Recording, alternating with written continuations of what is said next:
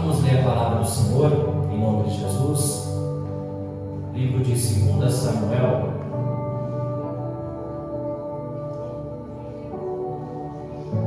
capítulo 24.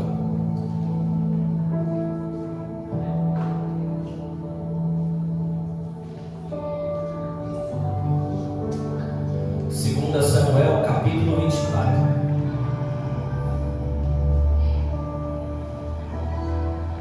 Versículo 1, nós vamos ler, e o versículo 24.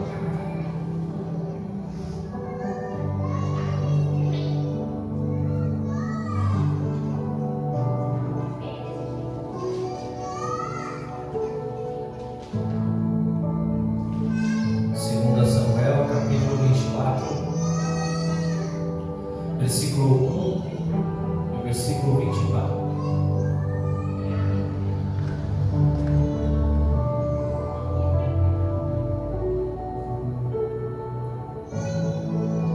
Glória, Senhor, aleluia. Diz assim, irmãos: e a ira do Senhor se tornou a acender contra Israel, e ele incitou Davi contra eles, dizendo: vai, numera a Israel e a Judá. Versículo 24. Porém o rei disse a Araúna: não, porém por certo preço te comprarei, porque não oferecerei ao Senhor meu Deus holocaustos que não me custem nada. Assim Davi comprou a eira e os bois por 50 ciclos de prata. Amém, irmãos? Aleluia.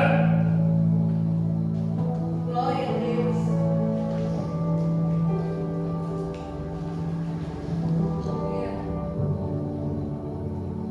Senhor meu Deus, nós lemos a Tua palavra.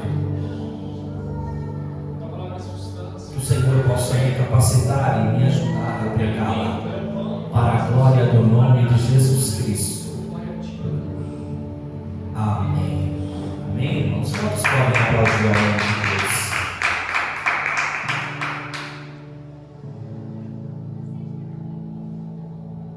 Se eu fosse dar um tema, irmãos,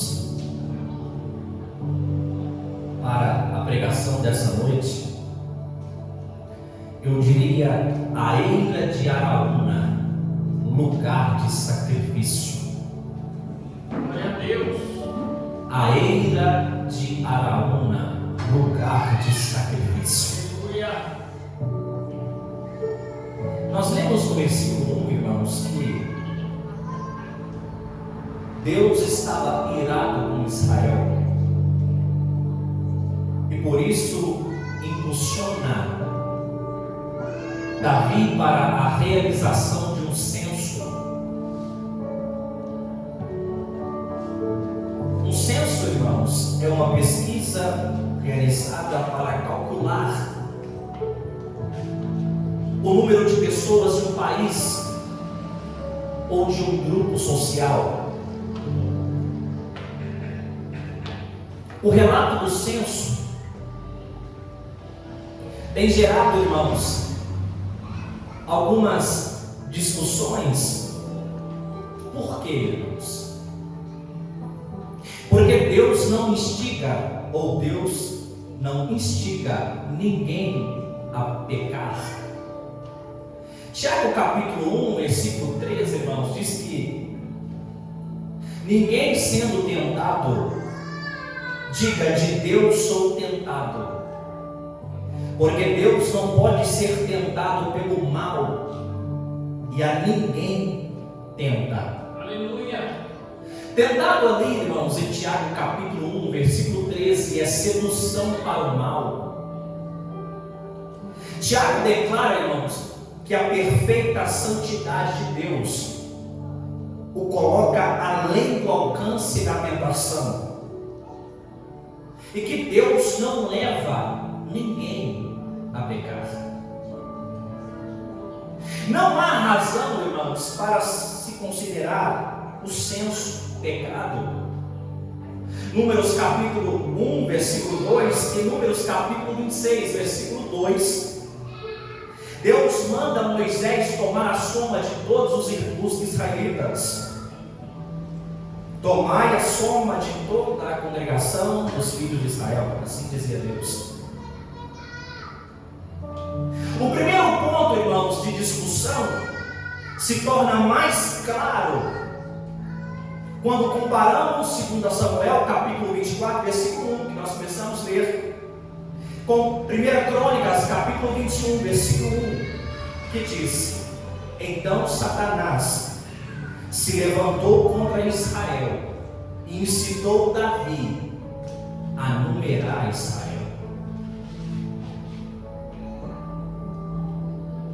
Deus não incitaria, irmãos, diretamente Davi a praticar uma coisa em que logo voltaria atrás e o julgaria.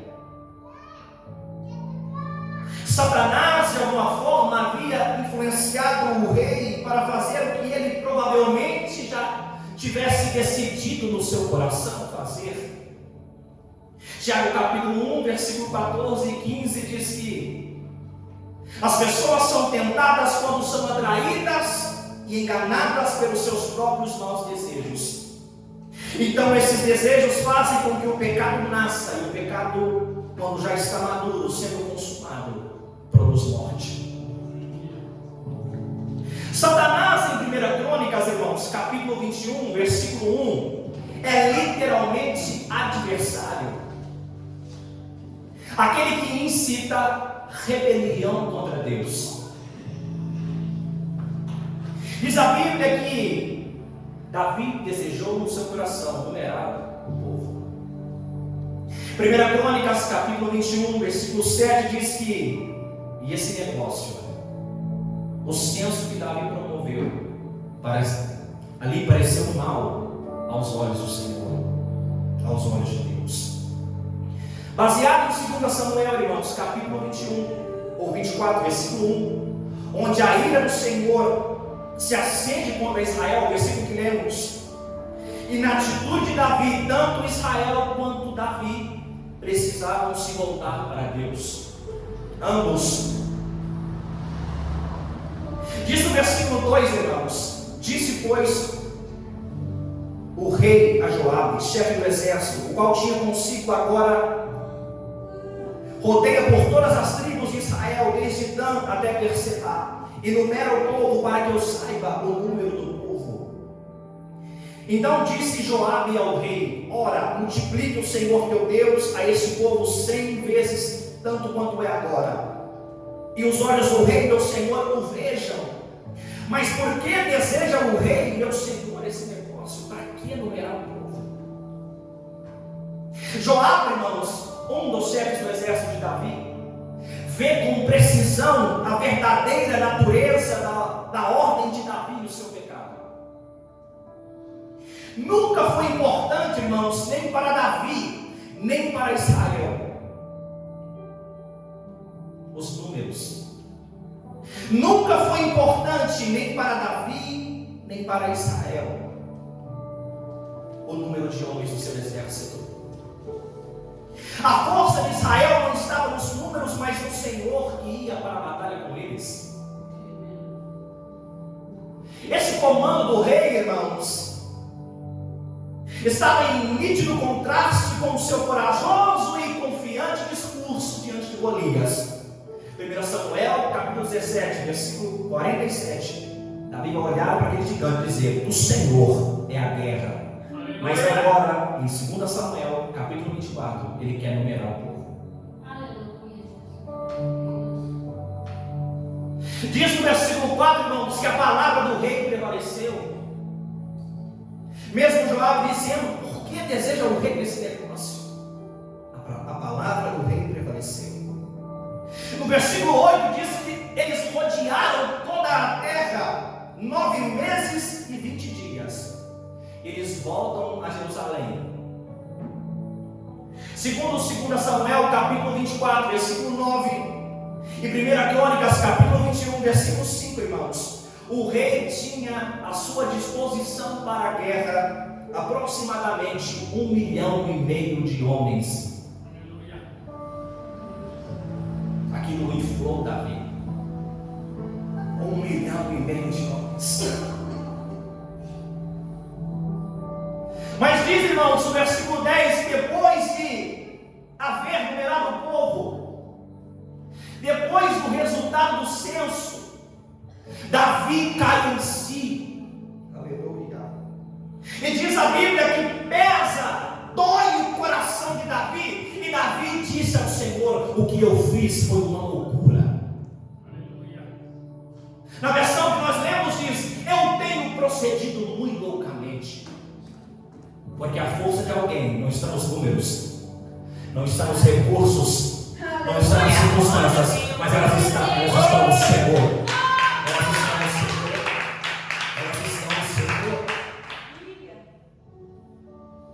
Davi percebeu, irmãos, que avaliar a força de Israel com base no número de guerreiros, como as outras nações faziam, era violar as relações de Israel com o Senhor, o qual era a sua verdadeira força.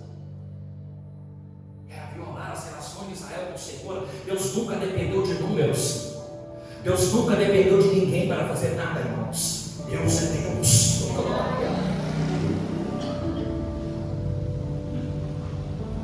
Diz a Bíblia, irmãos, que no meio desse cenário, no versículo 11 ao 13, Deus levanta um profeta, o nome dele Gade. Glória a Deus. E Deus traz, irmãos, através desse profeta a Davi 3 sentenças e diz: Davi, escolhe uma delas, e a que você escolher é inevitável. Deus vem através do profeta Davi e diz: escolhe uma das 3 sentenças. Meu Deus. A primeira, 3 anos de fome. A segunda, 3 vezes fugindo dos seus inimigos. E a terceira, 3 dias de peste em toda a terra. O rei está assombrado. O rei procedeu loucamente e agora estava diante das consequências do seu pecado. Diz o versículo 14: Davi tinha que escolher, tinha que tomar uma decisão. E Davi escolhe: caiamos nas mãos do Senhor, porque muitas são as suas misericórdias, mas não caia eu nas mãos dos homens. Aleluia. É melhor cair nas mãos de Deus do que nas mãos dos homens.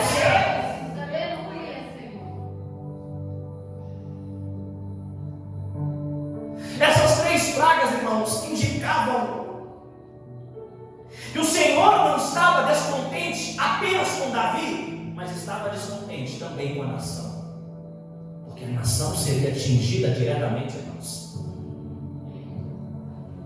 Diz o versículo 15, irmãos, que o Senhor envia a peste a Israel ao tempo determinado e morreram 70.000 homens do povo, por causa de um censo, por causa do orgulho.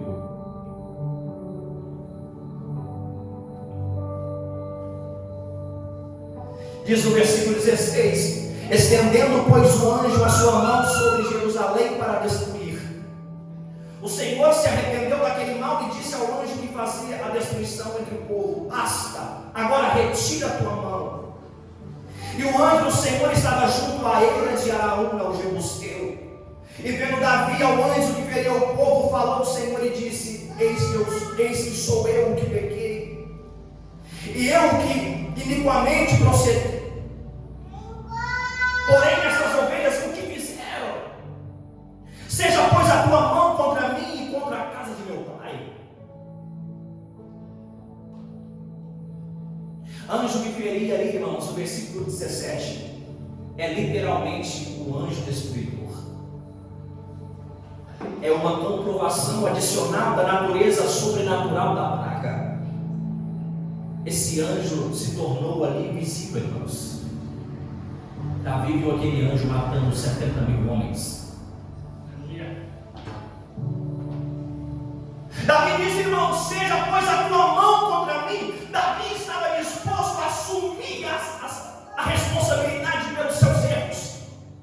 Seja a tua mão sobre mim, porque por minha razão isso está acontecendo. Versículo 18 diz: e Gade veio naquele mesmo dia a Davi e disse: sobe. Glória a Deus. Esse Deus é misericordioso, Deus. Levanta ao Senhor um altar na eira de Araúna, o Jebuseu. Em 1 Crônicas ele aparece como Ornã. Levanta um altar. Araúna, irmãos, foi um contemporâneo do rei Davi. Era um agricultor da época. Esse homem, diz a Bíblia, que possuía uma eira que indicava um local destinado a debulhar e a guardar cereais. Davi havia pecado, irmãos, e como resultado uma praga veio sobre o seu povo.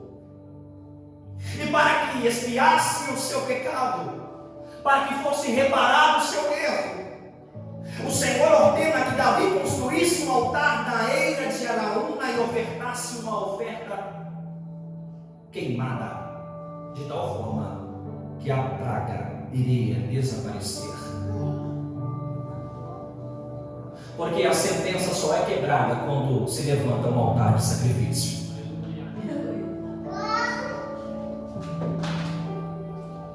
Olha o que diz versículo 22 ao 24, irmãos.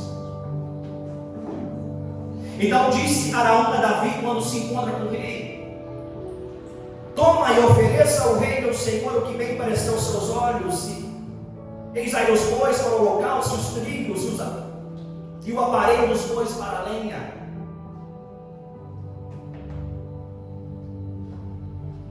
Araúna, irmãos, tentou dar de presente ao rei o terreno, os bois e outros instrumentos necessários para o sacrifício. A Bíblia diz que Davi fez questão de pagar aquele homem, argumentando que não podia apresentar a Deus uma oferta que não lhe tivesse custado nada. Davi, irmãos, diz a Bíblia que compra a eira e os bois por 50 barras de prata. Davi dizia consigo: a oferta precisa custar. Davi também compra o terreno, segundo a Bíblia, por 7 quilos de ouro. Davi estava convencido, irmãos, de que a sua oferta ao Senhor teria que lhe custar um alto preço. A própria essência de ofertar algo a Deus com fé, irmãos, é que se você não experimentar algum sacrifício, você não terá realmente ofertado. A própria essência de ofertar algo a Deus com fé é que se você não experimentar algum sacrifício, você não terá realmente ofertando. A menos, irmãos, que a minha oferta tenha custado alguma coisa que representa uma porção da nossa própria vida, nós não temos dado uma oferta viva. Por que eu estou dizendo isso, irmãos? Porque a eira de Araúna ficava no monte Moriá, irmãos. Aleluia! Onde Abraão oferta Isaac a Deus. A eira de Araúna é lugar de sacrifício. Abraão, irmãos, ofertou a Deus o seu próprio filho. Em Gênesis 22 aparece Yashit, o seu único filho, uma filha preciosa, a quem Abraão amava profundamente, porque a oferta precisa custar. Um dos maiores, irmãos, desejos do cristão, do crente, é agradar ao Senhor, é servi-lo com verdadeiro amor, é se doar para Deus. Me lembra, irmãos, quando Davi escreve o Salmos capítulo 116, versículo 12, ele faz uma indagação, irmãos. Ele diz: o que darei eu ao Senhor por todos os benefícios que me tem feito? darei. O autor cristão diz assim, irmãos: tão importante quanto o desejo de agradar a Deus é saber como Ele deseja ser agradado e que tipo de oferta e adoração nós temos apresentado a Deus. Muitas vezes, irmãos, a oferta e a adoração que vai agradar a Deus vai exigir o melhor que nós temos. Muitas vezes a oferta e a adoração que vai agradar a Deus vai exigir tudo que nós temos. O quanto tem nos custado, irmãos, nossa vida de oferta e adoração a Deus? Hoje, irmãos, nossos sacrifícios não são bois, carneiros, como na antiga aliança, mas Deus requer coisas de nós que vão exigir sacrifício. Como assim, irmãos? Aleluia! Lucas capítulo 9, versículo 23. O Evangelho é uma vida de sacrifício. Jesus disse: se alguém quiser vir após mim, negue-se a si mesmo e tome cada dia a sua cruz e siga-me. Glória a Deus, glória a Jesus, aleluia. Lucas adiciona, irmãos, as palavras cada dia, a exigência do Senhor de tomar a cruz, indicando uma renúncia progressiva e contínua do egocentrismo natural de alguém.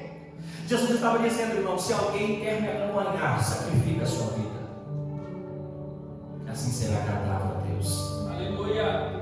Se alguém quiser acompanhar os meus caminhos, sacrifica a sua vida. Quando Paulo escreve a carta aos Romanos, capítulo 12, irmãos, versículo 1, ele diz: rogo-vos, pois, irmãos, pela compaixão de Deus, pela salvação que nos foi oferecida, que apresenteis o vosso corpo em sacrifício vivo, santo e agradável a Deus. Nosso corpo ali, irmãos, em Romanos 12, versículo 1, é tudo que somos sendo ofertado a Deus todos os dias como sacrifício vivo. É tudo que somos sendo entregue para Ele. E ele vai terminar o versículo 1, que é o vosso culto racional. Aleluia a Deus. Racional ali é pertencente à razão. E uma resposta racional, irmãos, a compaixão de Deus é nos comprometermos com Ele em um ato de adoração diária. Tudo que eu tenho é Deus, tudo que eu sou é Deus. Não somente, irmãos, o ato de ofertar vai indicar que alguém agradou a Deus, mas no ato de ofertar também é importante a motivação. Por que eu estou ofertando? É por isso que Paulo escreve a segunda carta aos Coríntios, capítulo 9, versículo 7, ele diz que cada um dê a sua oferta, seja o seu tempo, seja o seu dinheiro, seja a sua vida, conforme resolveu no seu coração, não com tristeza, nem por obrigação, mas dê a Deus livremente. E ele termina: porque Deus ama quem dá com alegria. Aleluia, glória a Deus. Aí eu me lembro do salmista, capítulo 100 de Salmos, versículo 2, ele diz: servi ao Senhor com alegria. Aleluia. E apresentai-vos a Ele com louvores e com cântico. Glória, aleluia. Com alegria, irmãos. Agradar a Deus vai nos exigir sacrifícios e renúncias. João no capítulo 12, irmãos, uma mulher quebrou um vidro de perfume que custava o salário de um ano inteiro aos pés de Jesus. Todos ficaram chocados. Glória a Deus. Muitos irmãos que a viram fazendo isso, nós não encontramos o nome dessa mulher. Pensaram, segundo o texto, João capítulo 12, isso é um desperdício, um ano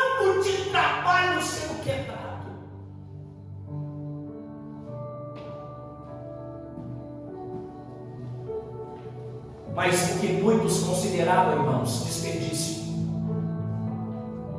Eu acho interessante, irmãos, que Jesus, ele conhecendo os corações, ele vai dizer em Marcos capítulo 14, versículo 6, essa mulher me fez uma boa obra. Aleluia. Glória a Deus. No versículo 8 de Marcos capítulo 14, ele disse: essa mulher está fazendo tudo o que pode por mim. Oh, glória! Ela está dando tudo por mim. Ela está ungindo meu corpo para a sepultura. Aí Jesus revela o sacrifício. Essa mulher quebrou esse vaso de um ano inteiro de trabalho. Ela está me ungindo, está me preparando para o meu sacrifício. Deus. No versículo 9 ele vai dizer, irmãos, em verdade vos digo, que em todas as partes do mundo, onde esse evangelho for pregado, também o que essa mulher fez será lembrado em memória dela. Oh, glória a Deus! Ela deu tudo o que tinha. Ela deu tudo o que tinha.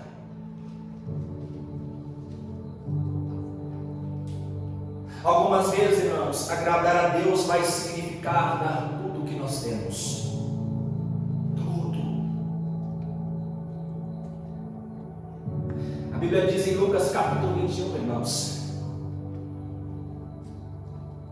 que Jesus está no templo e ele viu os ricos chegando, lançando as suas ofertas na arca do tesouro. E de repente Jesus viu uma mulher entrando. Era uma viúva, e o texto diz, uma viúva pobre. Diz a Bíblia que essa viúva também vai ofertar a Deus. Os ricos haviam ofertado, e esta viúva oferta 2 pequenas moedas. Jesus vai dizer, em verdade vos digo, glória a Deus, glória a Deus, que essa mulher ofertou mais do que todos.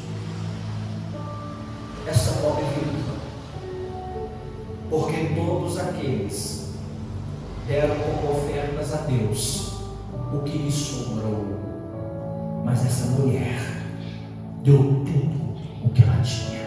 Aleluia. Ela deu tudo o que ela tinha.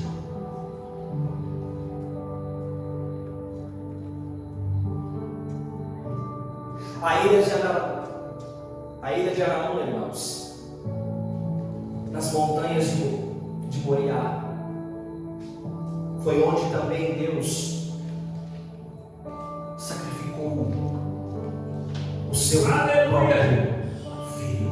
Glória a Jesus. Aleluia. Aquele lugar era um lugar de sacrifício. Deus deu o melhor que tinha, irmãos. Deus deu tudo de si. Em João 3,16, Deus amou o mundo de tal maneira. Quando Deus dá a Jesus, Ele dá tudo de si. Glória a Deus, glória a Jesus, aleluia. Como nós, irmãos, estamos respondendo aquilo que Deus fez por nós através do seu Filho. Ofereçamos a Deus o melhor. Ofereçamos a Deus tudo o que temos. Ofereçamos a Deus tudo o que somos. Glórias a Deus, glórias a Deus, glórias a Deus. E nós iremos nos tornar uma oferta viva, Aleluia. santa e agradável a Deus. Fica de pé em nome de Jesus Cristo, irmãos. Glória a Deus. Glória a Deus. Que Deus abençoe a sua vida. Amém. Glória a Deus. Glória a Jesus.